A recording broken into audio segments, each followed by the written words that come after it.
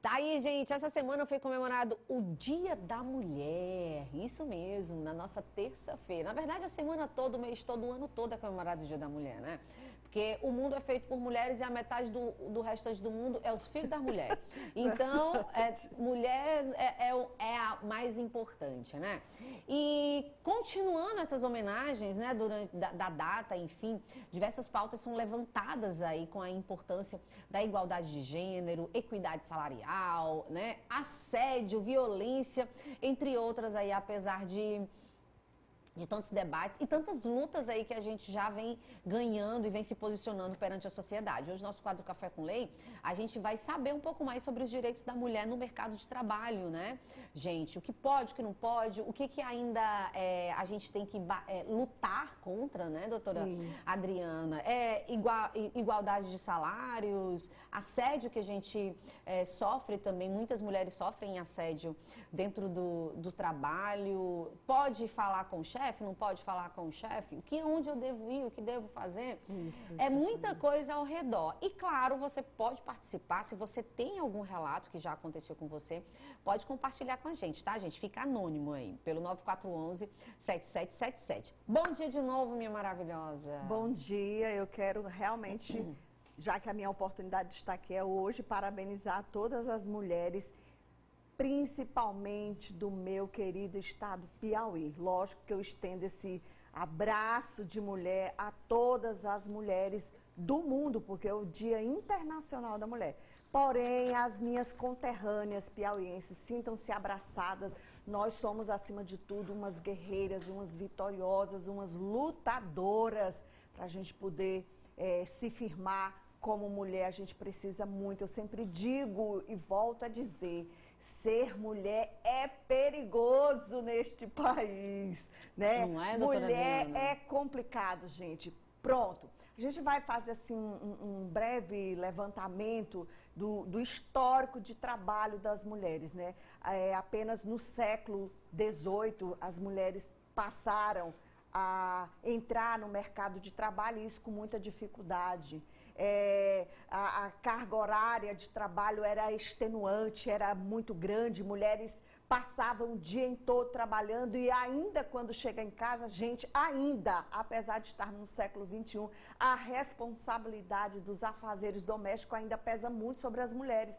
Não há essa igualdade de obrigações dentro do lar, né? Muitas vezes o homem não sente que ele também tem essa responsabilidade com o lar, de dividir essas tarefas. Se ele passa o dia trabalhando, a mulher dele também. Então, ambos têm obrigações, né? Até porque a Constituição, em 1988, ou seja, há 30 anos atrás, trouxe, pelo menos em tese, a equiparação de direitos e obrigações, tá? Não é só direitos, mas obrigações, né? Também. Então, assim, a intenção é que as pessoas, nós, enquanto sociedade, possamos compreender que nós, enquanto mulheres, não queremos ser melhores que homens, nem queremos ter direito a mais que homens, né? Nem além, nem a quem, porém, igualdade, né? E justiça. E falando em justiça, dados comprovam que mulheres exercendo a mesma profissão,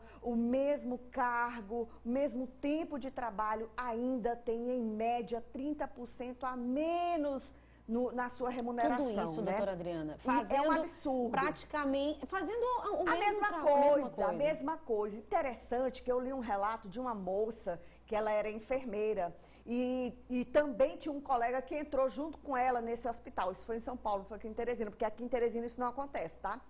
E aí, lá o hospital pagava ele, enfermeiro, ela enfermeira, pagava ele 30% a mais. Minto, 40% a mais. Gente, para fazer a mesma função. E aí, como eles eram amigos, um certo dia ele acabou soltando.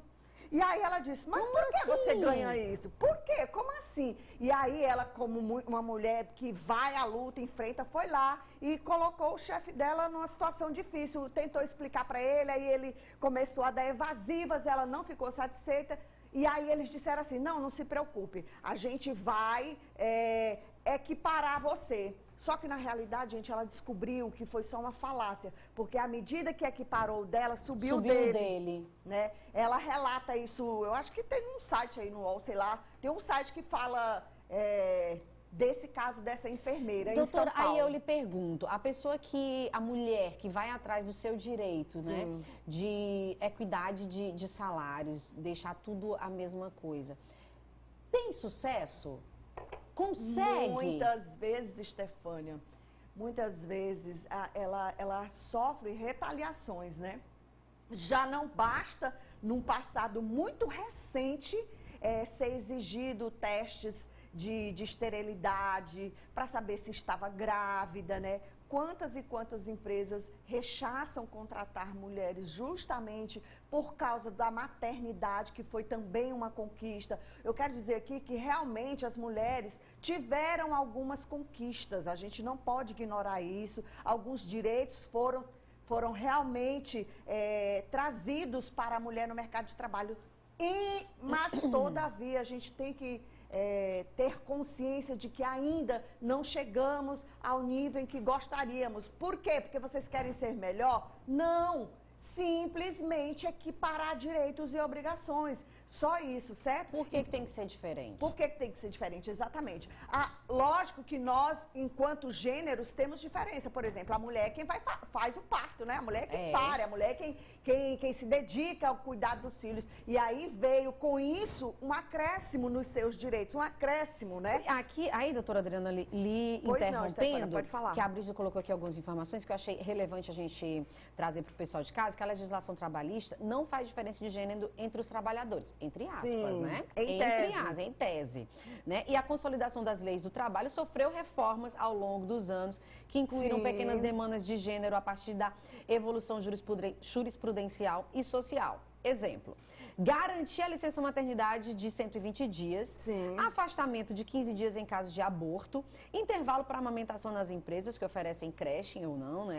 Manutenção do veículo de trabalho por um período em caso de vítima de violência doméstica, né? E nesse caso um direito garantido pela Lei Maria da Penha, além das garantias constitucionais. Isso. E aí? Stefânia, se você pudesse até...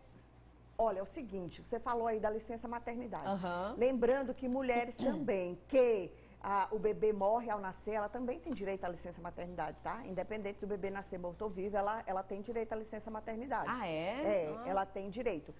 E a outra coisa que você falou, o direito à amamentação. Também, independentemente da empresa que essa mulher trabalha, fornecer creche ou não, ela tem aquele direito daquele intervalo para a amamentação. E muitas vezes há uma negociação da empresa com a mulher com relação a esse horário, porque ela tem esses 15 minutos para ser tirado da sua jornada de trabalho. E muitas vezes ela negocia isso de forma que pegue direto ou, sabe? Existe uma negociação interna com a empresa. Bom, mas tem o direito. Tem o direito. Todas as mulheres que estão no período de lactação, elas têm direito a esse intervalo para sair, para amamentar os seus filhos até que eles completem 6 meses de idade, certo?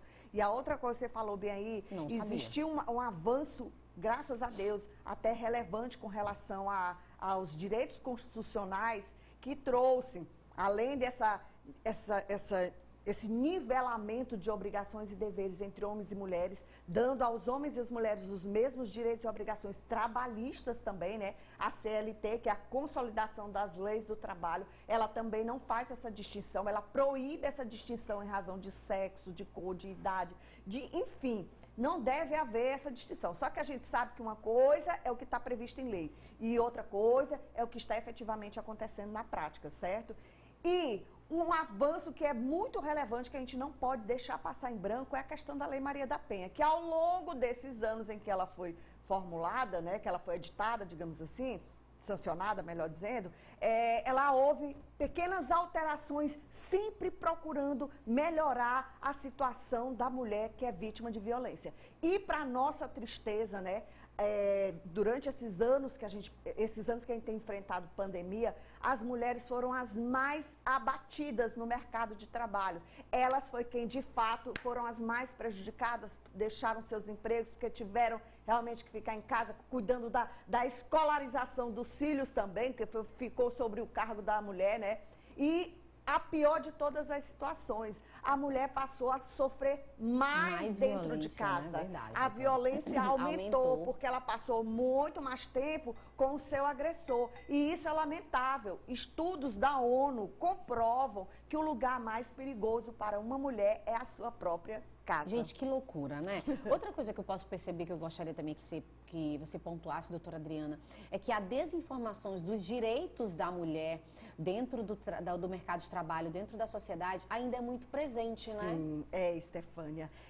A gente pensa que pelo fato de termos acesso a muita informação, muito conteúdo, as pessoas estão informadas. Mas, de fato, a gente se depara com cada situação que tem gente que ainda não sabe que, pelo fato dela ser empregada doméstica, ela tem direito a ter a carteira registrada. E a gente acha que não, todo mundo sabe disso. Gente, por incrível que pareça, não. Ela tem direito aos mesmos direitos que tem o trabalhador convencional da empresa, de comércio. Ela tem os mesmos direitos. Todos, férias, 10º, 1/3 de férias, ela tem direito a aviso prévio, tem direito a auxílio acidente, tem direito a adicional noturno, a salário maternidade, todos os direitos. Infelizmente, a gente vê que as mais suprimidas nos direitos trabalhistas são as mulheres. Infelizmente, são as mulheres, né? A gente vê a injustiça, ela é indistinta, mas quando se coloca homens e mulheres, as mulheres ainda são as maiores vítimas dessa política que tenta suprimir os direitos das mulheres. E o engraçado é que o horário de trabalho da mulher é bem maior. Por quê? Porque ela sai do mercado de trabalho convencional, Sim, né? Assim dizer. Quando chega em casa, meu querido. E vai continuar em casa. Continua em casa e tem uma reca de coisa para fazer. E sem contar que tem que cuidar aí do físico e psicológico dos filhos, né? E já às até vezes adultos. do marido também, e do né? marido, dos filhos e do marido. Quando já tem. até adultos, viu, doutora Adriana? Eu digo por mim, porque às vezes eu já moro na minha casa, minha mãe mora na casa dela, e às vezes quando eu chego em casa, lá vai eu, ó, mãe. Exatamente. E outra questão muito relevante, que é importante a gente falar também, Stefânia, é com relação à representatividade, lugar de poder. E muito das mulheres, nós fomos ensinadas a nos distanciar, porque isso é questão masculina. Então não se envolve muito nisso, porque isso não é da sua alçada. E enquanto isso, nós temos uma representatividade feminina muito baixa nos órgãos de poder, né, nos órgãos de direção. As mulheres estão afastadas dessa possibilidade de estar dirigindo, né, conduzindo esse país, é certo? E o engraçado, doutora Adriana, é que sempre quando uma mulher chega a um cargo elevado assim, né, é um momento assim de ovacionar. Gente, é uma mulher. A gente pode tirar isso pela primeira-dama, a primeira-dama presidencial, né, dos Estados Unidos. Sim. A Kamala, né, Kamala, né, Kamala, bom, ela. E que quando ela foi... Dona Maria. Quando ela foi colocada como a vice, né? Todo mundo diz, poxa, a vice-presidente é uma mulher, então a gente vai ser bem representada. Ô, Stefânia, né? ou acontece assim, o que ela fez para chegar aí? Não é? E assim, até as próprias mulheres. Vamos lá ter sororidade, viu, gente? Pois é. Ó, tem pergunta aqui de telespectador. Doutora, eu trabalhei minha gravidez toda no ambiente insalubre, não mudaram de setor. Trabalhei no centro cirúrgico. Ela disse que trabalhou no centro cirúrgico. Não poderia, amada. A legislação, até citamos a CLT, ela diz, e existe uma série aí depois, não sei se ela está falando desse período agora, né, de pandemia. De pandemia, se né? foi nesse período agora de pandemia, estava expressamente determinado que as mulheres que apresentassem ao empregador que estavam grávidas, elas teriam que afastar. Isso foi até uma discussão jurisprudencial realmente bem relevante, que afastou a mulher desse local de trabalho sem prejuízo da sua O remuneração. problema é que muitas mulheres não fazem isso, doutora Adriana, pelo Porque medo... sabe que vai sofrer qualquer tipo de retaliação. E o medo de perder o emprego, né? Não, Stefania, e o pior que acontece é assim, tá bom, filha, você tá reclamando, né? Deixa passar os 5 meses Vou te após botar o pra parto, fora. que vai vazar. É complicado, né, gente? Ó, mais uma pergunta. Bom dia, cheguei ao ponto de desistir do meu trabalho de mais de 3 anos por causa de um colega de trabalho que infernizou e me fazia muito mal. Cheguei a ficar com depressão por isso ela pediu conta e não ficou mais no trabalho. Olha só, olha que depoimento, Pois é, um caso né? de assédio unilateral, né? Porque eram colegas de trabalho e ele estava assediando a ponto dela adoecer psicologicamente, né?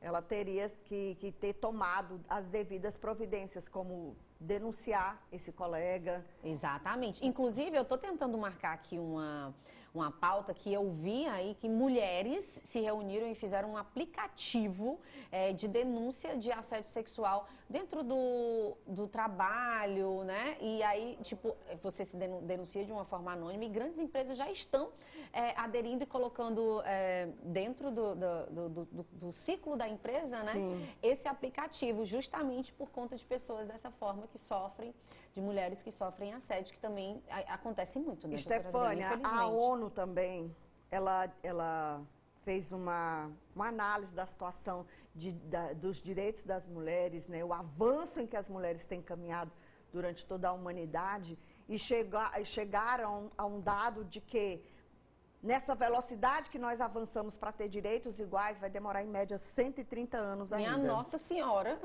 Sim, vai chegar mais ou menos uns 130 anos para a gente chegar e dizer nós temos os mesmos direitos de ter acesso.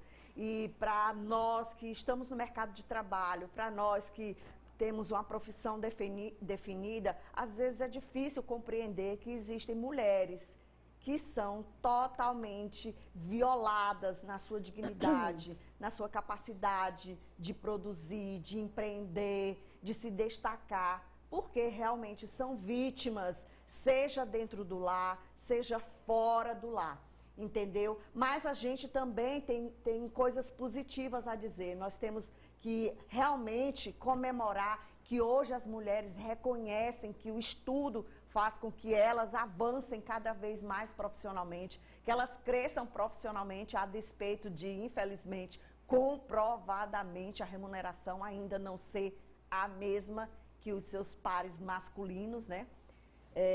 Mas, enfim, é um avanço e a gente tem que comemorar esses pequenos avanços. A lei do feminicídio, que foi aprovada também há tanto tempo, a lei da importunação sexual também são conquistas das mulheres, quando foram à luta e impuseram o poder público, né, trouxeram a demanda ao poder público e exigiram que o poder público tomasse providências para legislar em favor dessas mulheres que sofrem. Poxa, gente, eu passei a vida toda andando de ônibus também, né? Na minha adolescência, até como mulher mesmo, já trabalhando.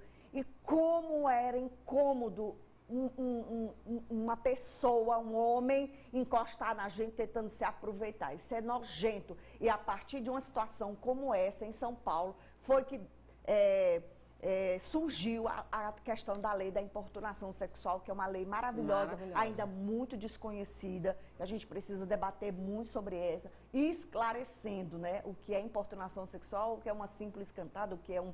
Eu meto logo o grito, o que é? Você tá olhando o quê? Ai, menino, doutor.